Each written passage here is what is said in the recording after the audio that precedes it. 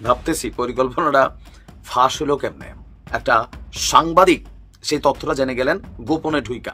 প্রকৃতিও মাঝে মাঝে কিভাবে সহযোগিতা করে। কেউ এটাকে বাঘের সাথে তুলনা করছেন, কেউ এটাকে সাহসী তুলনা করছেন, কেউ মনে করছেন আমাদেরকে শিক্ষা দিচ্ছে, মেসেজ দিচ্ছে। আওয়ামী লীগ বড়শি ফেলেছে মাছ ধরার জন্য, আর সেই বড়শিতে কুমির আটকিয়ে গিয়েছে। এমন কুমির আটকিয়েছে, এবার কি বড়শি ফেলে পালাবে নাকি কুমিরকে উঠাবে? গল্পটা গল্প নয়, বাস্তব। বাস্তব গল্পটা হলো গতকাল একটি ঘটনা ঘটেছে। এবার আন্তর্জাতিক রাজনীতিতে ডক্টর ইউনূসের ভূ রাজনৈতিক চমক শুরু হতে যাচ্ছে। নতুন অধ্যায়ে প্রবেশ করছে বাংলাদেশ। ডক্টর ইউনূস কি জিনিস, কত বড় মাপের ফিগার, সেটা আগামী 2-3 দিনের মধ্যেই বা আগামী 4 দিনের মধ্যেই অনেক কিছু প্রমাণিত হবে। আর এই কুতুবদের কারণেই কিন্তু আপনারা এখন ওই যে সোশ্যাল মিডিয়ায় কথা বলতে পারতেছেন, এই সোশ্যাল মিডিয়ার কুতুবদের কারণে। না হলে কিন্তু ওই জেলেই আটকা থাকতেন। ওনারা তো গত 15-16 বছর যুদ্ধ চালায় গেছে রে ভাই, যুদ্ধ চালায় গেছে, দেশে থাকতে পারে নাই, দেশ থেকে পালায় যায়। এমন না যে আমাদেরকে ভুইলা গেছে। বাংলাদেশ নিয়ে প্রশ্ন করতে এসে প্রায় প্রতিবারই ভারতীয় সাংবাদিকরা চড়থাপড় খাচ্ছেন সেই মার্কিন পররাষ্ট্র দপ্তরের মুখপাত্রের কাছে। এবারও একই অবস্থা। সানজিদ সাহেবরা, আপনারা যদি এই মুহূর্তে আপনার নিজের সত্যতার স্থাপন করতে না পারেন, আগামীর বাংলাদেশ আপনাদের কাছে সেফ না। আপনারা যদি এখন এই 130-35টা গাড়ি নিয়ে বহর নিয়ে যেতে পারেন, যেইটা আপনি জুলাই গণঅভ্যুত্থানের পূর্বে কোনোদিন যেতে পারেন নাই, তাহলে সেই সময় আপনার দাদা ছিল, সেই সময় আপনার পরিবার ছিল, সেই সময় যদি আপনি রিকশায় চড়েন, আর এখন যদি 135টা গাড়ি নিয়ে বহর নিয়ে যান, মানুষ আপনাকে প্রশ্ন করে। প্রিয় দর্শক শ্রোতা, আসসালামু আলাইকুম। নতুন একটা ভিডিওতে জানাচ্ছি আপনাদের স্বাগতম। এইমাত্র পাওয়া তাজা এবং গরম খবর। তাহলে কি এবার সেনা প্রধানের ঘন্টা বেজে যাচ্ছে? আজকের এই ভিডিওটি কেমন হতে চলেছে, ভিডিওর অংশ বিশেষ এবং শিরোনাম দেখে কিন্তু আপনারা ইতিমধ্যে বুঝেই গিয়েছেন। আজকের ভিডিওটি খুবই গুরুত্বপূর্ণ এবং চাঞ্চল্যকর। আশা রাখবো সম্পূর্ণ ভিডিওটি দেখে যাবেন, একটু স্কিপ করবেন না। সম্মানিত দর্শক শ্রোতা, আমি আর বেশি কথা বাড়াবো না, সরাসরি আপনাদের বিস্তারিত ভিডিওতে নিয়ে যাব। তার আগে আপনাদের কাছে ছোট্ট একটা রিকোয়েস্ট থাকবে, যারা এরকম ভিডিও দেখতে পছন্দ করেন এই চ্যানেলটি সাবস্ক্রাইব করে পাশে থাকা বেল আইকনটি বাজিয়ে রাখবেন। ইতিমধ্যে যারা সাবস্ক্রাইব করে দিয়েছেন তাদের জানাচ্ছি অসংখ্য ধন্যবাদ। সম্মানিত দর্শক শ্রোতা, চলুন তাহলে এই ভিডিওতে একটু লাইক করে দিয়ে আমরা বিস্তারিত ভিডিওগুলো মোবাইলের স্ক্রিন থেকে ধারাবাহিকভাবে একের পর এক দেখে আসি। মোহাম্মদ ইউনূস স্যারের ভাষণ শুনে না মনটা গার্ডেন গার্ডেন হয়ে গেল। উনি তো বলেন দারুণ, উনি শুধু বলেন না, কিন্তু যা সত্য তাই বলেন, গলাবাজি করেন না। আজকের ভাষণে যা যা বলছে সবই কিন্তু বাস্তবে রূপ নিবে, এবং অর্ধেক বাস্তবে রূপ নিয়ে নিছে অলরেডি। ওনার কথা থেকেই তো বুঝছেন। যাই হোক, ওনার এই ভাষণ থেকে কয়েকটা কথা বলবো। এর মধ্যে একটা হইল হজ নিয়ে। উনি হজের কথা বলছেন, মানে দেশের এমন কোন সেক্টর নাই যেটা বাদ করছে, সব আলাপ করছে। এর মধ্যে হজ নিয়ে যে কথাটা বলছে এটা আমার কাছে খুবই ভালো লাগছে। কারণ কি জানেন, আমাদের দেশের মা বাবারা যখন হজে যায়, মানে আমরা হজে পাঠাই, তাদের অনেক বয়স থাকে, তখন অনেকের ভাষাগত প্রবলেম থাকে। ওইখানে আরবি ভাষা, আমরা বলি বাংলা ভাষা, এবং কোন দিকে যাব, রাস্তা চিনা, সময়ের গ্যাপ, আজানের টাইম, কখন নামাজ, অনেক রকম প্রবলেম হয়। এবং অসুখ বিসুখ হইলে ডাক্তার পাওয়া, কোন দিকে যাবে না যাবে, দিশাহারা। সব কিছু মিলাইয়া উনি সোজা একটা রাস্তা করে দিছে, একটা অ্যাপ আবিষ্কার করছে। এই অ্যাপটা হচ্ছে আপনার ফোনে থাকবে। আপনারা যারা হজে যাবেন, ওই অ্যাপকে শুধু আপনি জিজ্ঞাসা করবেন অথবা এখানে লিখবেন যে আমার এখন জ্বর, খারাপ লাগতেছে, আমি কি করবো। ওই অ্যাপ আপনাকে ডাক্তারের সাথে যোগাযোগ করাই দিবে। আপনি জানতে চাইবেন এখন আমি কোন নামাজটা করবো, কারণ কি আমি তো সময় বুঝতেছি না, আমি বাংলাদেশ থেকে আসছি, আপনাকে সময় বইলা দিবে। মানে প্রত্যেকটা জিনিস আপনি কোন নামাজে কখন কোন সূরাটা পড়বেন, ওই সূরাটাও বইলা দিবে আপনাকে। হ্যাঁ, ওই সূরাও বইলা দিবে।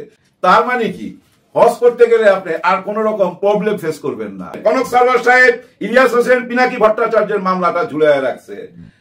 আসিফ নজরুল সাহেব ওনারে মনে পড়তেছে আমার, উনি যখন মানে সরকারে ছিল না আর কি, 5ই আগস্টের আগের কথা, ওনার বক্তব্য গুলানা আমার কানে এখনো বাজে। উনার বক্তব্য গুলানা আমার কানের মধ্যে না এখনো ইকো হয়, বাজতে থাকে। উনি একবার বলছিলেন, আমি যদি একবার সরকারে যাইতে পারতাম, আল্লাহ যদি আমাকে এখানে নিয়ে যাইতো, উনি যে কি করতো।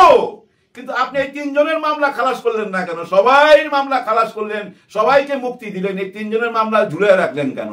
নাকি আপনারাও মনে করেন ওই যে মির্জা ফখরুল সাহেবের মতো ওনারা কুতুব, সোশ্যাল মিডিয়ায় কুতুব, ওনারা দেশের মানুষকে বিভ্রান্ত করতেছে? দেশের মানুষকে যদি বিভ্রান্ত করে থাকে, 5ই আগস্ট আইলো কেমনে? এই 5ই আগস্টের সাথে ওনারা জড়িত ছিল না? ওনারা তো গত 15-16 বছর যুদ্ধ চালায়েই গেছে রে ভাই, যুদ্ধ চালায় গেছে, দেশে থাকতে পারে নাই, দেশ থেকে পালায় যায়, এমন না যে আমাদেরকে ভুলা গেছে, ইচ্ছা করলে তো ভুলা যায়, বুঝছেন, ওই ইউরোপিয়ান জীবন যাপন করতে পারতো। এই যে আমাদের সঙ্গে সারা বছরই তো যোগাযোগ রাখছে, এই যে সামনে এসে কথা বলে, আপনারা কি ভাবেন ওই আধা ঘন্টা কথা বললে উনি আরেক কাজে চলে যায়? না, এই কথা বলার আগে অনেক রকম প্রিপারেশন নিতে হয়, অনেক তথ্য জোগাড় করতে হয়, যার ফলে ওনাদের কথা গ্রহণযোগ্যতা পায়। 71-এর দেশ স্বাধীনতার সময় একটা বেতার কেন্দ্র ছিল, স্বাধীন বাংলা বেতার কেন্দ্র, ওইখান থেকে একটা চরমপত্র হইতো, ওই চরমপত্রের জন্য ওয়েট করতাম, কারণ ওই চরমপত্রের মধ্যে না এমন ভাবে, ওই চরমপত্রের মধ্যে না এমন কিছু ভাব প্রকাশ করতো যে ভাবগুলো শুনলে না আপনার মনের কষ্ট দূর হয়ে যাবে, বুকের মধ্যে সাহস চলে আসতো। এবং উনি অনেক রকম ব্যঙ্গ করতো পাকিস্তানের সোলজারদের, এবং পাকিস্তানের সেই ইয়া খানের, টিক্কা খানের, সবাই নিয়ে ব্যঙ্গ করতো। তেমনি পিনাকি দাও যখন ওনার বক্তব্য রাখে, ওর মধ্যে অনেক রসকস দেয়, বুঝছেন, মনটাকে হালকা করে দেয়, আবার মনের মধ্যে বুঝছেন একটা চেতনা জাগায় তোলে।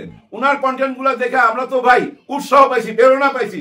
এবং আপনি এই ছাত্র জনতা সবাইকে জিজ্ঞাসা করেন, একে একে জিজ্ঞাসা করেন, প্রত্যেকটা ছেলে শিকার যাবে, প্রত্যেকটা মানুষ শিকার যাবে যে হ্যাঁ ওনাদের ওইসব ভিডিও দেখে আমরা উৎসাহ পাইতাম। আমার এই কথাগুলোর সাথে আপনারা একমত কিনা জানি না, যদি একমত হয়ে থাকেন তাহলে আপনাদের কাছে আমার প্রশ্ন, ওনাদের মামলাগুলা কেন রয়ে গেল? আসিফ নজরুল স্যার, আপনি সরকারে যায় কেমন জানি বদলে গেলেন, আপনার মনের মধ্যে একবারও প্রশ্ন জাগলো না যে এই 3 জনের মামলা কেন ঝুলিয়ে রাখছেন? উদ্দেশ্য কি? ওনাদের কি ইচ্ছা হয় না এই ঈদে আইসা ওনাদের দাদা দাদির কবর জিয়ারত করবে, ওনাদের মা বাবার কবর জিয়ারত করবে, ওনার নিজের জন্ম ভিটাতে আসবে? ওনাদের ইচ্ছা হয় না এই ঈদটা আমাদের সঙ্গে করা? কি ওনাদের ইচ্ছা হয় না? ওনারা হয়তো বলবে না আপনাদেরকে যে আমাদের মামলা খালাস করেন, কিন্তু আপনাদের এটা করা উচিত ছিল। দেশের থেকে তো ওনারা টাকা পয়সা নিয়ে ভাইগা যায় নাই, খুন খারাপি করে তো ভাইগা যায় নাই, ওনারা দেশের পক্ষে কথা বলতো, ওনারা স্বৈরাচার শাসকের বিরুদ্ধে কথা বলতো, এটাই ছিল ওনাদের দোষ। ওনাদের মামলাগুলো রাইখা দেওয়ার কারণ কি? ওনারা যেন না আসতে পারে, দেশের কোনো কাজে না লাগতে পারে, তাই না? আর আপনারা এরকম ওই যে সোশ্যাল মিডিয়ায় আইসা ওনাদেরকে ব্যঙ্গ কইরা করবেন কুতুব, এই কুতুবই তো আপনাদের আজকে কথা বলার স্বাধীনতাই না দিছে। এই কুতুবের কারণেই তো আপনারা এখন কথা বলে বেড়াইতেছেন, না তো জেলেই থাকতেন, দৌড়ের উপরে থাকতেন। বুঝেন না কেন? এরকম বেইমান হইলে হয় নাকি? পুরোপুরি তো একটা বেইমানি হয়ে গেল, তাইলে আমি মনে করি। সানজিদ সাহেবরা, আপনারা যদি এই মুহূর্তে আপনার নিজের সত্যতার স্থাপন করতে না পারেন, আগামীর বাংলাদেশ আপনাদের কাছে সেফ না। আপনারা যদি এখন এই 130-35টা গাড়ি নিয়ে বহর নিয়ে যেতে পারেন, যেইটা আপনি জুলাই গণঅভ্যুত্থানের পূর্বে কোনোদিন যেতে পারেন নাই, তাহলে সেই সময় আপনার দাদা ছিল, সেই সময় আপনার পরিবার ছিল, সেই সময় যদি আপনি রিক্সায় চড়েন, আর এখন যদি 135টা গাড়ি নিয়ে বহর নিয়ে যান, মানুষ আপনাকে প্রশ্ন করবেই, তো দাদার তালুকদারি থাকলে জুলাই বিপ্লবের আগে কেন আপনি দেখাতে পারেন নাই? দাদার তালুকদারি থাকলে জুলাই বিপ্লবের আগে আপনার পোশাক আশাক সামাজিক স্ট্যাটাসে দেখাতে কেন পারেন নাই? আর দাদার টাকা দিয়ে 50 বছর আগেও গাড়ি বহর চলতে পারতাম, আবার দাদার টাকা দিয়ে একটা নির্বাচনে উঠাতে পারবো। তাহলে আপনার দাদাকে এখন পারলে দুর্নীতি দমন কমিশনের সামনে এনে প্রশ্ন করে তারপরে জবাব দিয়ে যান যে দাদার ইনকামের সোর্স থেকে এবং একটা নির্বাচন করতে কত কোটি টাকা খরচ হবে, সেই টাকাটা আপনার দাদা যে দিবে তার একটা অনুলিপি আমাদের কাছে এক্সাম্পল স্বরূপ প্রকাশ করুন। তর্কে গিয়ে লাভ নেই। আপনাদের পিছনে কোন কোন দুর্নীতিবাজ ব্যক্তিরা ঘুরে ঘুরে অসৎ পথে আপনাদেরকে টাকা দিচ্ছে, সেটা জাতি আজ হোক কাল হোক জেনে যাবে। অতএব এখনই সতর্কতা অর্জন করুন। সার্জিস আলমের 135টি গাড়ি নিয়ে গাড়িবহর সহকারে তার এলাকায় ভ্রমণ, এবং সেই ভ্রমণকে কেন্দ্র করে বাংলাদেশের এখন তুলকালাম কাণ্ড। সমাজের প্রত্যেকটি নাগরিক এখন দাবি করছেন যে তাহলে কি বৈষম্য বিরোধী আন্দোলনের নেতারা যেই বৈষম্য দূর করতে আন্দোলন করেছেন, সেই বৈষম্য কি আদতে শহর গ্রাম গঞ্জে দূর হয়েছে, নাকি পুরানো ধাঁচে রাজনীতি এখনো চলছে? বাংলাদেশে কি এখনো আপনার হুন্ডার মহড়া, গুন্ডার মহড়া কিংবা গাড়ির মহড়া দিয়ে আগামীর রাষ্ট্র ব্যবস্থা পরিচালিত হবে, নাকি সাধারণ মানুষের কথা কেউ গ্রামে গঞ্জে গিয়ে তুলে নিয়ে আসবে? এখন মানুষের প্রশ্ন। আমি প্রশ্ন তুলছি না, বাংলাদেশের সমস্ত পত্রপত্রিকায় এই প্রশ্ন তুলছে খোদ আজকের এই সার্জিস আলমের দলেরই আরেকজন নেত্রী তাসনিম জারা, যিনি সোশ্যাল মিডিয়া অ্যাক্টিভিস্ট, বিভিন্ন সময় তিনি চিকিৎসক হিসেবে সমাজের জন্য ভূমিকা রেখেছেন, একজন জনপ্রিয় নেত্রী, নতুন করে এই দলে সংযুক্ত হয়েছেন। তিনিও প্রশ্ন তুলেছেন এবং জানতে চেয়েছেন খোলা চিঠির মাধ্যমে সার্জিস আলমের কাছে যে আসলে বিষয়টা কি। সার্জিস সাহেব আবার এর প্রতি উত্তরে যে জবাব দিয়েছেন সেটার মধ্যে তিনি প্রকাশ করার চেষ্টা করেছেন যে আগামী 50 বছর, মানে গত 50 বছর আগেও যদি তার বাংলাদেশে এরকম কোনো বহরের প্রয়োজন হতো তাহলে সেটা করার মতো তৌফিক তার পরিবারের ছিল, কিংবা বাংলাদেশে নির্বাচন করার মতো যে টাকা পয়সা দরকার সেটা তার শুধু এক দাদার যে অর্থ আছে সেখান থেকেই সম্ভব। কিংবা এও বলেছেন যে আমার যে গাড়ি বহর খরচ হয়েছে 6000 টাকা করে হলে 3 লক্ষ টাকার মতো তার খরচ হয়েছে বা কম বেশি, তো এই টাকা তার শুভাকাঙ্ক্ষী, তার নিজস্ব লোকজন তারাই দিয়েছে, বা তার পরিবারের পক্ষে এই টাকাটা দেওয়া কোনো বিষয় না। যদি তাই হয় তাহলে আমরা তাকে জুলাই বিপ্লবের আগে এরকম 100-র উপরে গাড়ি বহর নিয়ে কোথাও তাকে ঘুরতে দেখিনি। কিন্তু জুলাই বিপ্লবের পরে যখন মানুষজন গাড়ি নিয়ে ঘুরছে, স্বভাবতই জনগণের মধ্যে এই প্রশ্ন আসাটা অমূলক নয়। কিন্তু আজকের এই সার্জিস আলমের এই গাড়ি বহর দেখে আমরা যারা কথা বলছি, আদতে সার্জিস আলম কি এটার জন্য কতটুকু দায়ী, বাংলাদেশের রাজনৈতিক ব্যবস্থা কতটুকু দায়ী, আমরা আসলে কতটুকু দায়ী? আপনি দেখেন বাংলাদেশে যারা সৎ পথে রাজনীতি করছে, অনেক মানুষ দেখবেন না খেয়ে আছে, বাসায় হয়তো ঈদের দিন খাবার নাই, তিনি হয়তো ঠিকমতো সুন্দর মতো তার পরিবারটাকেও গুছাতে পারেন না, কিন্তু সেই ব্যক্তিদের পিছনে বাংলাদেশের কোনো মানুষ 2 পয়সা 5 পয়সা ইনভেস্ট করে তাদেরকে প্যাট্রোনাইজ করে সৎ মানুষদের রাজনীতি টিকিয়ে রাখতে চায় না। আমরা মানুষ হিসেবেই বাংলাদেশের জনগণ, যেটা আমার কাছে কোনো কোশ্চেন ছাড়া, কোনো কিছু জানা ছাড়াই, তদন্ত ছাড়াই যেটা বলা সম্ভব। কারো পিছনে হঠাৎ 300-200 গাড়ি দেখবেন, নতুন নতুন গাড়িতে চড়া দেখবেন, বিমানে ভ্রমণ দেখবেন, স্বভাবতই আপনার কাছে ক্লিয়ার হবে এই মানুষটার পিছনে কেউ না কেউ বেকআপ দিচ্ছে। বেকআপগুলো কারা দেয়? বেকআপগুলো ওই দুর্নীতিবাজ সমাজের যেই মানুষগুলো আবার কেস মামলায় পার পেতে চায়, ব্যবসা বাণিজ্যে ভালো করতে চায়, একটু সার্জিস সাহেবের কাছে গিয়ে আরাম পেয়ে তার একটু সেবা করতে চায়, কিংবা হাসনাতের সেবা করতে চায়, কিংবা তাদের নতুন রাজনৈতিক দলগুলো এসেছে ওনাদের একটু অনুকম্পা পেতে চায়। এই অনুকম্পার মাধ্যমে তাদের ভিতরে তারা ঢুকে তাদেরকে দুর্নীতিবাজ বানিয়ে দেয়। তাদের গাড়িতে সাহায্য করে, তৈলে সাহায্য করে, ইফতার মাহফিলে সাহায্য করে, আবার সাহায্য করলে সে নামটা বলতে তারা ভুলে যায়, নাম বলা যাবে না। এই যে কাজটা কারা করছে, কাজটা করছে কিছু দুর্বৃত্তায় ওনারা, যারা মূলত যে কোনো সময় যার একটু ক্ষমতা বেশি, যাকে একটু মনে হচ্ছে হাইলাইটস হচ্ছে, ওই পিপলদের পিছনে তারা ঢুকে গিয়ে তাদেরকেও ধ্বংস করে আর নিজেরাও এই অসৎ কর্মটি চালিয়ে যায়। এবং সমাজের অনেক মানুষকে আপনি দেখবেন যে এই সকল ক্ষমতা ভোগী মানুষরা তারা তাদের পিছনে ইনভেস্ট করতে থাকে, কিন্তু সমাজের যাদেরকে আসলে ইনভেস্ট করা দরকার তাদের পাশে তারা যায় না। যায় না কেন? তারা জানে ওই মানুষটাকে দিয়ে আমার লাভটা কি, আমার তো চুরি ডাকাতি করতে হবে, সন্ত্রাসী করতে হবে, গোপনে টেন্ডারবাজি করতে হবে, এটা করতে হলে তো আমাকে নতুন পার্টি এখন বাংলাদেশে রমরমা ব্যবসা, তাদের একটি অবস্থান তৈরি হয়েছে, তার পিছনে ঘটতে হবে। আমার কাছে যেটা কোনো কোশ্চেন ছাড়া সেখানে এই একটা বড় কারণের কারণেই জাতির কোনো পরিবর্তন এখন হচ্ছে না। বাংলাদেশ নিয়ে প্রশ্ন করতে এসে প্রায় প্রতিবারই ভারতীয় সাংবাদিকরা চড়থাপড় খাচ্ছেন সেই মার্কিন পররাষ্ট্র দপ্তরের মুখপাত্রের কাছে, কিন্তু তারপরেও তাদের কোনো লজ্জা নেই। এবারও একই অবস্থা। বাংলাদেশ একটা ইসলামিক জঙ্গি রাষ্ট্র, বাংলাদেশের এই আইন শৃঙ্খলা পরিস্থিতি ভয়ঙ্কর খারাপ, এই সমস্ত নিয়ে বারবার প্রশ্ন উঠছে।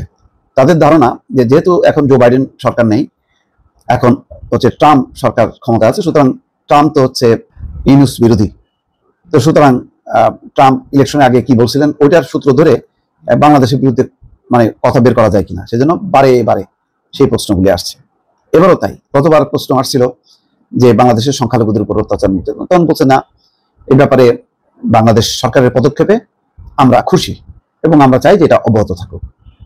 এরপরও খুশি হয়নি। আনন্দবাজার পত্রিকা সে ঘুরায় অন্যভাবে তাদের মতন করে লিখছে। তুলসী গ্যাবার্ডের একটা বিষয় তারা আনছে। তুলসী গ্যাবার্ড নাকি আবার এটা সামগ্রিকভাবে বলছে, এটা বর্তমান ইউনুস সরকারকে উদ্দেশ্য করে বলেনি।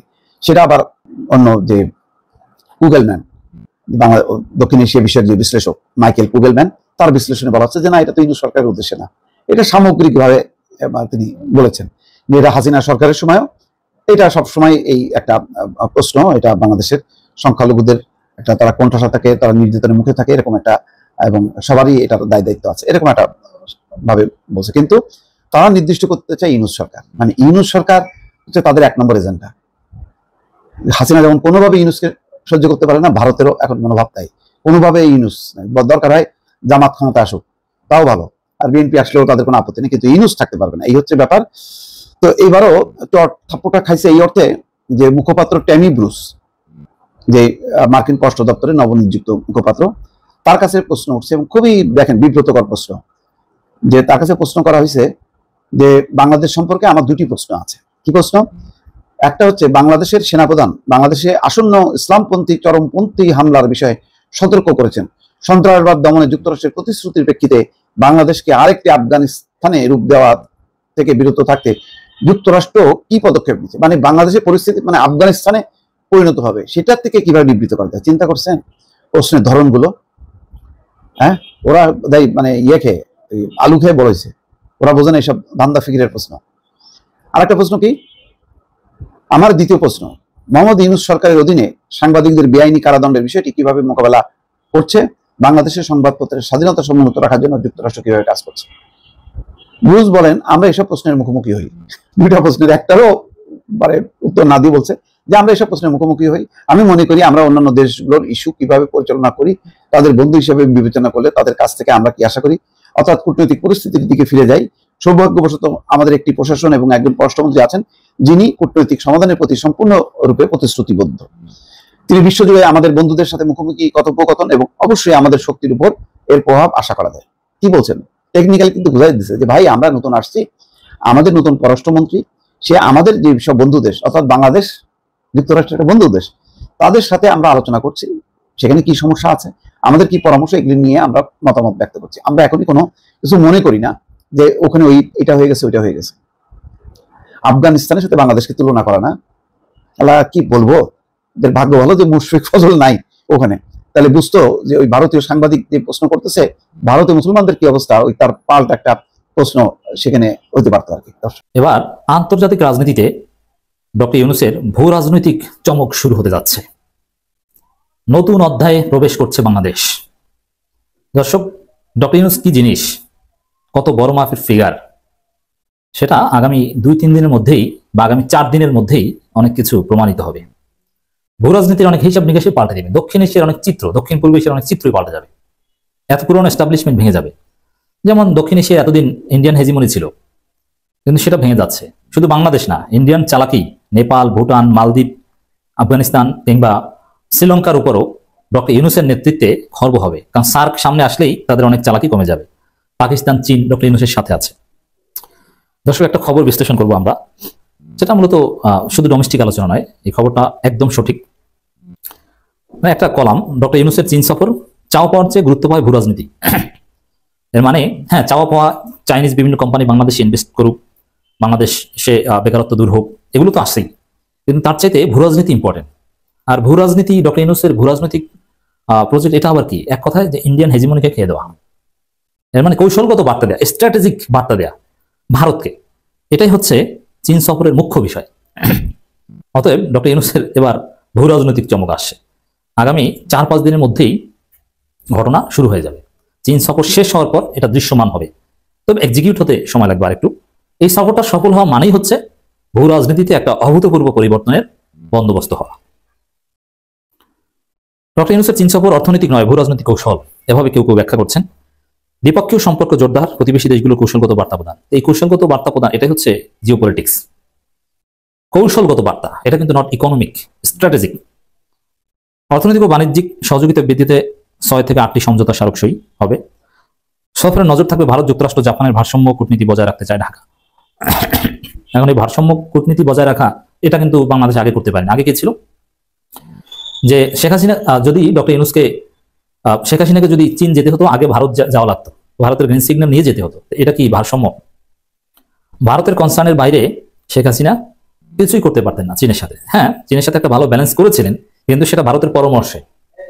তো দর্শক, এটা এভাবে বাংলাদেশ চীনের দিকে ঝুঁকে পড়ছে, এমন একটি ধারণা নতুন করে সামনে আসছে। এই অবস্থার মধ্যে 34 সপ্তাহে বেজিং সফরে যাচ্ছে অন্তর্বর্তীকালীন সরকারের প্রধান উপদেষ্টা নোবেল অর্থনীতিবিদ ডক্টর মোহাম্মদ ইউনূস। তার সফরে দ্বিপক্ষীয় চাওয়া পাওয়ার চাইতে বেশি গুরুত্ব পাবে রাজনৈতিক সম্পর্ক ও ভূ রাজনীতি। বিশেষ করে অন্য দেশগুলো বিভিন্ন ধরনের বার্তা দেওয়ার কৌশলগত হতে পারে এই সফরের মূল লক্ষ্য। মূল হচ্ছে ভারতের হেজিমনিকে খেয়ে দেয়। ইন্ডিয়ান হেজিমনি বাংলাদেশে আর থাকবে না। আগামী 4-5 দিনের মধ্যে এই অভূতপূর্ব দৃশ্য আমরা এই নজির। আমাদের প্রধান উপদেষ্টা ডক্টর মোহাম্মদ ইউনূস জাতির উদ্দেশ্যে ভাষণ দিয়েছেন গতকাল সন্ধ্যায়। অ্যাপারেন্টলি ভাষণটা হচ্ছে আমাদের স্বাধীনতা দিবস এবং ঈদ উল ফিতরকে সামনে রেখে তিনি শুভেচ্ছা জানিয়েছেন, আমাদের স্বাধীনতার জন্য জনগণের আত্মত্যাগকে স্মরণ করেছেন। এর বাইরে খুব সিগনিফিক্যান্ট কিছু কিন্তু তিনি বলেছেন, এবং সেই কারণেই মনে হতে পারে এই ভাষণটা কেন দিলেন তিনি। এই প্রশ্নটা আমার মনে, মানে পুরো ভাষণটা শোনার পর প্রথম যে প্রশ্নটা জেগেছে সেটা হচ্ছে এটা, কি বলেছেন তিনি সিগনিফিক্যান্ট? নাকি আমরা পাল্টা এভাবে প্রশ্ন করব, সিগনিফিক্যান্ট কিছু না বলে রাদার তিনি খুব সিগনিফিক্যান্ট একটা বার্তা দিয়েছেন, বা আমরা বার্তাটা পেয়েছি এভাবে বলবো। তিনি দিতে চেয়েছেন তা বলছি না, কিন্তু পেয়েছি। আমরা স্পেকুলেট করতেই পারি, ভুলও হতে পারি, কিন্তু আমার মনে হয় যা ভাবছি, যা বুঝতে পারছি তা বলে ফেলা ভালো। ইটস মাই টেক, ভুল হতেও পারে। প্রধান উপদেষ্টার ভাষণটা যারা শুনবেন, 35 মিনিটের একটা দীর্ঘ ভাষণ। এই ভাষণটাকে আমি যদি এক বাক্যে বলি, একটু অফেন্সিভ লাগলেও আমি কথাটা বলতেই চাই। আমরা যদি একটা সমীকরণের মতো করি, প্রধান উপদেষ্টার ভাষণ ইজ ইকুয়াল টু শেখ হাসিনার ভাষণ মাইনাস স্বজন হারানোর বেদনা। শেখ হাসিনা তার ভাষণের শুরুতে তার স্বজন হারানোর বেদনা নিয়ে দীর্ঘ সময় কাটান, কান্নার অভিনয় বা ভান করেন, কারণ এত বছর পরে এগুলো ভান। এর বাইরে প্রধান উপদেষ্টার ভাষণে শেখ হাসিনা তার ভাষণে যা যা করেন ঠিক সেটা করেছেন, কিন্তু দুজন যেহেতু ভিন্ন ব্যক্তি এবং আপাদমস্তকভাবে আলাদা মানুষ, শেখ হাসিনার মতো বিভৎস স্বৈরাচার তিনি তো ননই, ডক্টর ইউনূস অত্যন্ত গণতান্ত্রিক মানসিকতার মানুষ, ফলে তাদের ভাষা, শব্দ চয়ন এবং সেটা প্রকাশের ভঙ্গিতে ভিন্নতা আছে। সাউন্ড মানে যে কথাগুলো উনি বলছেন, তার ভয়েসের ইন্টোনেশন, স্ট্রেস ভিন্নতা আছে, তার বডি ল্যাঙ্গুয়েজ, ফেশিয়াল এক্সপ্রেশনের ভিন্নতা আছে। কিন্তু কন্টেন্ট যদি আমরা চিন্তা করি, স্বজন হারানোর বেদনা বাদ দিলে প্রায় একটা শেখ হাসিনার ভাষণ দিয়েছেন আমাদের প্রধান উপদেষ্টা। মানে কেন বলছি, কী কী ছিল, কী কী থাকে শেখ হাসিনার ভাষণে, আসলে তাই থাকে। প্রচুর সাফল্যের ন্যারেটিভ, প্রচুর গল্প। শেখ হাসিনা উন্নয়নের গল্প করতেন, এই উন্নয়ন শব্দটা ছিল না, কিন্তু বিভিন্ন ক্ষেত্রে সরকার কি কি করেছে সেই তালিকা দেওয়ার চেষ্টা। এবং আমার কাছে মনে হয়েছে যে তালিকাটা লম্বা করার জন্য এমন বিষয় ওখানে দেওয়া হয়েছে যেটা প্রধান উপদেষ্টার মুখে বলার কোনো কারণ ছিল না। আমি আসবো সেই জায়গায়। আর কি থাকে, সমালোচনা। শেখ হাসিনা সরকারের সমালোচনা হয়েছে, শেখ হাসিনা এর আগে বিএনপি সরকার কি করেছে সেই সমালোচনা করতেন। আর কি আছে, আর হচ্ছে থ্রেটস কি কি আছে সরকারের সামনে, সেগুলো শেখ হাসিনা বলতেন তার সরকারকে কিভাবে ষড়যন্ত্র হচ্ছে। আমাদের প্রধান উপদেষ্টাও সেরকম ষড়যন্ত্রের কথা বলছেন। মোটা দাগে এই কম্পোনেন্টগুলো দিয়েই আসলে এই স্পিচটা। সরকার অর্থনীতির ক্ষেত্রে কী কী সাফল্য আছে, বিরাট তালিকা, মূল্যস্ফীতির কী অবস্থা, ব্যাংকিং সেক্টরে কী করা গেছে, এই রমজানে কী পরিস্থিতি হয়েছে, কতটা কমফোর্টেবল মানুষ ছিল, এক্সপোর্ট কতটা বেড়েছে, রেমিটেন্স কীভাবে বেড়েছে, এবং খুবই আন্তরিকভাবে তিনি এই সব কিছুর জন্য জনগণকেও ধন্যবাদ দিয়েছেন। এটা বুঝতে হবে, এটা ডক্টর ইউনূস উনি ওন করেন, এটা বাস্তবেই ফিল করেন। প্রচুর প্রচুর সরকারের সাফল্যের তালিকা এর মধ্যে এসে হাজির হয়েছে। নারীদের জন্য কি করা হচ্ছে, বিনিয়োগকারীদের জন্য কি করা হচ্ছে, কি ইনভেস্টমেন্ট সামিট হতে যাচ্ছে, সেখানে কারা কারা আসতে পারেন, কত বিনিয়োগ পাওয়া যেতে পারে। এবং শেখ হাসিনা যেটা করেন সামওয়াট আমার কাছে মনে হয়েছে, আমি ভুল হলে আমি দুঃখিত, সেটা হলো শেখ হাসিনা নিজকে এক ধরনের কাল্ট ফিগার হিসাবে প্রকাশ করার চেষ্টা করেন সবসময়। এই ভাষণে প্রধান উপদেষ্টার মধ্যে একই ধরনের চেষ্টা, যদিও তিনি আমি বলেননি, আমাদের প্রতি, মানে তিনি কোথাও গেছেন সেখানে কী ধরনের আগ্রহ বিদেশিরা তার প্রতি দেখিয়েছে সেটাকে উনি বেশ গর্ব নিয়ে বলছেন। এটা আসলে সত্যি কথা যদি বলি, এটা বাংলাদেশের প্রতি সম্মান নয়, এটা আমরা জানি। এটা আসলে ফ্র্যাঙ্কলি এটা আমাদের প্রধান উপদেষ্টার প্রতি রেসপেক্ট, এবং এটা আমাদের সৌভাগ্য যে তার মতো মানুষ আমাদের এই সময় দায়িত্বে এসছেন। কিন্তু তার মুখে এই কথাগুলো বারবার শোনা, উনি বেশ কয়েকবার বলেছেন, উনি দাভোসে গিয়ে কতগুলো সেশনে তাকে যেতে হয়েছে। এগুলোর মাধ্যমে তিনি ইন্টারন্যাশনালি কতটা গুরুত্ব পান, তিনি কতটা গুরুত্বপূর্ণ মানুষ, সেটা তার মুখ দিয়ে এসছে। এই কথাগুলো তার মুখ দিয়ে না আসলেই ভালো হতো, কিন্তু এসছে। এভাবে নানান কিছু আমাদের দুর্নীতি নিয়ে আলাপ করেছেন, সেই দুর্নীতি সমাধানে কী কী করছেন, কীভাবে ডিজিটালাইজ করা হচ্ছে সব কিছু, কীভাবে সব কিছু অনলাইন করা হচ্ছে, এই আলাপগুলো করেছেন। এগুলো চলেছে। এবং ওই যে যেটা বললাম, তালিকা তৈরি, তালিকা লম্বা করার অদ্ভুত চেষ্টা ছিল। যেমন একটা উদাহরণ দেই, হাজিদের জন্য একটা অ্যাপ করা হচ্ছে। আমি কাজটাকে খুব তুচ্ছ কাজ সেটা বলছি না, কিন্তু প্রধান উপদেষ্টা যখন ভাষণ দিবেন, তিনি যখন পিক করবেন কোন কোন কাজগুলো তারা করেছেন, তার মধ্যে কি এটা আসতে পারে যে অ্যাপটা রিয়েল টাইম, ওটা বাংলায় হতে পারে, ওটা নানান ইনস্ট্রাকশন দেবে, কোন জায়গায় কি করতে হবে না হবে বলবে, দোয়া পাওয়া যাবে সেখানে, হেলথের কোনো সমস্যা হলে পরামর্শ পাওয়া যাবে, আরও কোনো সমস্যা হলে মানে কল সেন্টারে ফোন করা যাবে, এসব এগুলো কি প্রধান উপদেষ্টার স্পিচে থাকার মতো বিষয়? একেবারেই মনে করি না। তার মানে এটা ঢোকানো হয়েছে তালিকাকে লম্বা করার। প্রধান উপদেষ্টা এটাকে নিয়ে বেশ খানিকটা সময় কথা বলছেন, অত্যন্ত অগুরুত্বপূর্ণ তার স্ট্যান্ডার্ডে, আবারও বলছি। তার মানে সাফল্যের একটা বড় তালিকা তৈরির চেষ্টা ছিল, ব্যর্থতার জন্য কী কী ষড়যন্ত্র আছে, সমস্যার জন্য সেটা ছিল, কিন্তু অনিবার্য যে সংকটগুলো নিয়ে, ব্যর্থতাগুলো নিয়ে জনমনে প্রশ্ন আছে, সেগুলো নিয়ে কিন্তু তিনি কথা বলেননি। ওগুলো নিয়ে কিছুটা ব্যর্থতা স্বীকার করলেই বরং ভালো ছিল। বিশেষ করে জননিরাপত্তা। একটা পত্রিকার নিউজে দেখেছি 300 ফিট যে জায়গাটা আছে সেখানে প্রচুর রেস্টুরেন্ট আছে, এবং এখন রাতের এক ধরনের নাইট লাইফ, আমরা এভাবে বলবো, নাইট লাইফের ট্রেন্ড তৈরি হয়েছিল। মানুষ যেত, খেত, রাতে ফিরে আসতো। সেই রেস্টুরেন্টগুলো এখন ফাঁকা পড়ে আছে, কারণ সিকিউরিটি ব্যাপারে মানুষের আশঙ্কা আছে। একটা কথা মনে রাখতে হবে, সিকিউরিটি কতটা খারাপ হয়েছে এটা স্ট্যাটিস্টিক্স না, এটা পারসেপশন। মানুষ যদি মনে করে অবস্থা ভালো না, তা ভালো না। যে কেউ এই খোঁজ নিতে পারেন, পত্রিকাতেই এই নিউজ এসছে যে 300 ফিটের রেস্টুরেন্টগুলোর ব্যবসা লাটে উঠেছে শুধুমাত্র মানুষের নিরাপত্তাহীনতার পারসেপশনের কারণে। তো সেই জায়গাগুলোতে মানুষকে আশ্বস্ত করার আগে নিজেদের কোথায় কোথায় ব্যর্থতা আছে, কিছু ব্যর্থতা অন্তত স্বীকার করা। আমি ব্যর্থতার স্বীকারোক্তি দেখলাম না, সত্যিই দেখলাম না। এবং বহু ক্ষেত্রে অপরাধ হয়ে যাওয়ার পরও যে সরকার ব্যবস্থা নিতে ব্যর্থ হয়েছে সেগুলোর স্বীকৃতি, এটা তাকে শেখ হাসিনার কাছ থেকে আলাদা করতে পারত, কিন্তু দেখলাম সেটা তিনি করলেন না। একসময় উনি করতেন, ইদানিং করছেন না। বিবিসি বাংলার সাথে ইন্টারভিউটার থেকে আমি এই ট্রেন্ডটা খেয়াল করছি। শতভাগ সফল একটা সরকার অ্যাপারেন্টলি মনে হবে তার স্পিচ, এই স্পিচটা দেখলেন। তাহলে প্রশ্ন হচ্ছে, তিনি শেখ হাসিনার মতো একটা ভাষণ কেন দিলেন? আমি আবারও ক্লিয়ার করি, বারবার বলছি, আমাকে কেউ ভুল বুঝতে পারেন। শেখ হাসিনার মতো কন্টেন্টের কারণে বলছি শেখ হাসিনার মতো ভাষণ, তার মতো ভাষা, শব্দচয়ন, এটা অসম্ভব ডক্টর ইউনূসকে দিয়ে। কত বাজে নোংরা কথা বলা, এটা আমরা জানি, কিন্তু কন্টেন্ট ওয়াইজের কথা বলছি। তারা কেন এই ধরনের একটা ভাষণ দিতে গেলেন প্রধান উপদেষ্টা? যখন উনি ভাষণ দিবেন বলে সিদ্ধান্ত জানিয়েছিলেন, নিউজটা আমরা দেখলাম, আমি হঠাৎ করে ভাবলাম কি কোনো বিশেষ দিন?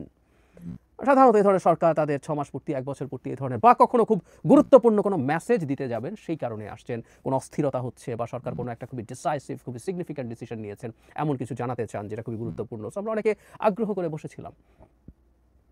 একটা কোনো রকম কোনো গুরুত্বপূর্ণ সিদ্ধান্ত, নতুন কোনো কথা, সংস্কার, ঐকমত্য কমিশন তারা একসাথে হচ্ছে, তারা এখন বসে ঠিক করে একটা চার্টার হবে, নির্বাচন হবে, এবং নির্বাচনের ক্ষেত্রে তিনি নিজেই বলেছেন, আমি আগেও অনেকবার বলেছি, তো উনি বলেছেন এই বছরের ডিসেম্বর থেকে আগামী জুনের মধ্যে, মানে ডিসেম্বরে হতে পারে, আগামী জুনের আগ পর্যন্ত যে কোনো সময় নির্বাচন হবে। সেই পুরনো কথা, সেই সব পুরনো কথাই আবার নতুন করে সামনে আসলো।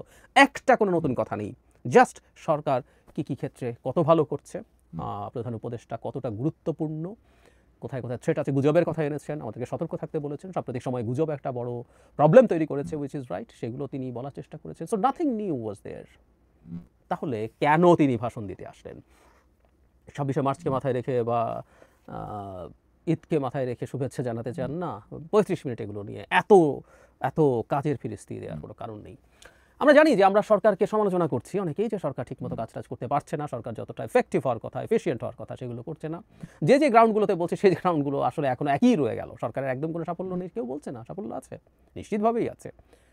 আরও কী কী করা যেতে পারতো, কতটুকু হতে পারতো, কতটুকু হওয়া উচিত ছিল নিজের পক্ষে, সেই আলাপগুলো আমরা করি। তো সরকার সাফল্য দেখাতে যাচ্ছে। এখন প্রশ্ন হচ্ছে সরকার কেন সাফল্য দেখাতে চাইবে, কি প্রয়োজন, কেন তাকে এতটা মরিয়া হয়ে উঠতে হবে? দু কারণের মানুষ সাফল্য দেখানোর চেষ্টা করে, প্রচুর ন্যারেটিভ, উন্নয়নের নানান ভালো কাজের ন্যারেটিভ তৈরি করতে চায়। একটা হলো যে সরকারটা, ইনফ্যাক্ট একটা কারণই চায়, ক্ষমতাকে এক্সটেন্ড করতে চায়। এখন যে সরকারটা নির্বাচনের মাধ্যমে ক্ষমতাকে এক্সটেন্ড করতে চায়, ফেয়ার অ্যাকসেপ্টেবল ইলেকশনের মাধ্যমে, সে যেটা করে সেটা জানিয়ে নির্বাচনের জন্য মানুষকে মোটিভেট করার চেষ্টা করে যে আমাকে ভোট দাও, আমি তোমার জন্য এটা এটা করেছি। আর আরেক টাইপের সরকার, শেখ হাসিনার মতো মানুষ, প্রচুর উন্নয়নের বয়ান মুহূর্তে মুহূর্তে আমাদের সামনে আনতেন তিনি, তার হয়ে অন্য লোকজন, সেটাও একই কারণে, যে উল্টো কারণ, সেটা হচ্ছে আমাকে থাকতে দাও, ভোট টোটের দরকার নেই, কারণ আমি তোমাকে উন্নয়ন দিচ্ছি, দেশটাকে আমি স্বর্গ বানিয়ে ফেলছি, সিঙ্গাপুর বানিয়ে ফেলছি, প্যারিস, সুইজারল্যান্ড বানিয়ে ফেলছি। সব ভোট টোটের দরকার নেই, ভোট ছাড়াই আমি আছি, আমি থাকলে এটা করছি, এবং আমি যদি না থাকি অন্য কেউ এসে এটা করবে না। এত বেশি উন্নয়ন, এত বেশি কাজের ফিরিস্তি দেওয়ার প্রধান কারণ এই দুটো। এই সরকার তো নির্বাচন করছে না, ফর শিওর। তাহলে আরেকটা প্রশ্ন যেটা আসে, এই সরকার কি তার ক্ষমতা আরো দীর্ঘায়িত করতে চাইছে নির্বাচন না দিয়ে? এই প্রশ্নটা আমি করলাম, খুব সফটলি করে রাখলাম, কারণ মনের মধ্যে প্রশ্নটা এসছে, প্রশ্নটা তুলে রাখা দরকার আছে। না হলে কেন একটা সরকার অনেক ভালো কিছু করছে এই ন্যারেটিভ মানুষের সামনে আনতে হবে? এই বছরের মধ্যে খুব ভালোভাবে নির্বাচন হয়ে যাওয়া সম্ভব, এবং সকল বড় প্যাকেজের সংস্কার হলেও এই বছরের মধ্যে নির্বাচন হওয়া সম্ভব, খুব ভালোভাবে সম্ভব। এটা নিয়ে তো খুব স্পষ্ট রোড ম্যাপ চলে আসতে পারতো, আসেনি তো। আর বড় প্যাকেজ বাদ দেই, বিএনপি খুব ক্লিয়ারলি বহুদিন থেকে, প্রথম দিন থেকে বলছে, আজও বলছে যে তারা বড় প্যাকেজের সংস্কার চায় না, তারা সংক্ষিপ্ত সংস্কার চায়, শুধুমাত্র নির্বাচনের সাথে রিলেটেড সংস্কারগুলো চায়, তারপর নির্বাচন চায়। এতে বিএনপির সমালোচনা হচ্ছে, অনেকে করছেন। এনসিপি বিএনপির সংস্কার প্রস্তাবনা নিয়ে তার অবস্থানকে ক্রিটিসাইজ করছে, ফাইন, রাজনীতিতে এগুলো হবে, এগুলো হওয়াই উচিত। কিন্তু তো বলেছে, সো যদি ন্যূনতম সংস্কার চায় তাহলে ডিসেম্বরে নির্বাচন না কেন, তার রোড ম্যাপ কেন না? এই সরকারের কাজ হচ্ছে এখন নির্বাচনের দিকে দেশকে নিয়ে যাওয়া, সে কত উন্নতি করছে সেটা রীতিমতো প্রধান উপদেষ্টার মুখ দিয়ে বলানোর তো কোনো প্রয়োজন আমি দেখি না, একেবারেই দেখি না। কেন তাহলে এটা? দেশের নির্বাচন কবে হবে, কি হবে, নানান গুজব চারদিকে ছড়িয়ে। যে গুজবের কথা প্রধান উপদেষ্টা বললেন, উনি ওনার মুখে এই স্পিচেই বলেছেন ডিসেম্বর থেকে জুনের নির্বাচনের কথা, কিন্তু পরিস্থিতি যদি এমন ঘোলাটে করে ফেলা হয়, ফলে চেষ্টা তো হচ্ছেই, দেখছি আমরা, যে সে নির্বাচনের দিকে যাওয়ার চাইতে তখন আবার নতুন বয়ান তৈরির সুযোগ হয় যে নির্বাচন তো হওয়ার কথাই ছিল, কিন্তু এই পরিস্থিতিতে, এই প্রেক্ষাপটে কি সম্ভব? যোগ করবো জনাব নাহিদ ইসলামের একটা কথা, আপনাদের অনেকে নিশ্চয়ই মনে আছে, এনসিপির আহ্বায়ক, দেশের আইনশৃঙ্খলার অবস্থা এবং আইনশৃঙ্খলা রক্ষাকারী বাহিনীর অবস্থা নির্বাচন 1 বছরের মধ্যে করতে পারবে সেই অবস্থা নেই বলে অলরেডি আওয়াজ আছে। সো আইনশৃঙ্খলা যদি এমন জায়গায় চলে যায়, দেখানো যায় অ্যাটলিস্ট, নির্বাচন হবে, এই প্রশ্নগুলো নানানভাবে আসছে। এবং আমরা একটা ডেলিবারেট চেষ্টা দেখছি দেশে একটা অ্যানার্কি তৈরি করার, দেশকে ডিস্টেবিলাইজ করার চেষ্টা করার, এবং অনেক ক্ষেত্রেই এমন সব জায়গায় এমন সব ঘটনা ঘটছে যেগুলোতে খুব স্পষ্টভাবে মনে হয় সরকারের একটা অংশ এই চেষ্টার সাথে, এই ডেলিবারেট প্ল্যানিংয়ের সাথে এবং এক্সিকিউশনের সাথে জড়িত। হ্যাঁ, আমি স্পষ্টভাবে বলেছি কোন কোন জায়গাগুলোতে হয়। আমি নিশ্চিত যে ভবিষ্যতে একই ধরনের আরও ঘটনা ঘটবে। সো ওই ধরনের পরিস্থিতির সাথে সরকার ভীষণ সফল এই আলাপ সামনে আনা সফল সরকারের কি অনেক দিন ক্ষমতায় থাকতে হবে, বা কেউ কেউ কোনো জায়গাতে আওয়াজ উঠুক, কারণ এই আওয়াজ ওঠা শুরু করছে ডক্টর ইউনূসের সরকার 4-5 বছর থাকতে হবে, ইভেন্ট খোলা হচ্ছে, এগুলোকে উস্কে দেওয়ার জন্য। আমি আমার চিন্তাটা জানিয়ে রাখলাম, এই প্রশ্নগুলোর জবাব আমরা ধীরে ধীরে পেতে শুরু করব। আমি যদি ভুল প্রমাণিত হই, যে প্রশ্নগুলো করেছি এগুলোর উত্তর যদি না হয় উইল বি ফাইন, কিন্তু উত্তর যদি হ্যাঁ হয় আমাদের কপাল। প্রিয় দেশবাসী, শুরু থেকে শেষ পর্যন্ত যারা এই ভিডিওটি দেখেছেন সকলকে জানাই অসংখ্য অসংখ্য ধন্যবাদ। যারা এরকম নিউজ ভিডিও পেতে পছন্দ করেন তারা অবশ্যই এই চ্যানেলটি সাবস্ক্রাইব করে পাশে থাকা বেল আইকনটি বাজিয়ে দিবেন। যারা এখনো এই ভিডিওটি শেয়ার করেননি, এই ভিডিওটি দ্রুত শেয়ার করে সকলকে দেখার সুযোগ করে দিন। আজকের মতন এই পর্যন্ত, দেখা হচ্ছে পরবর্তী কোনো ভিডিও নিয়ে ইনশাল্লাহ।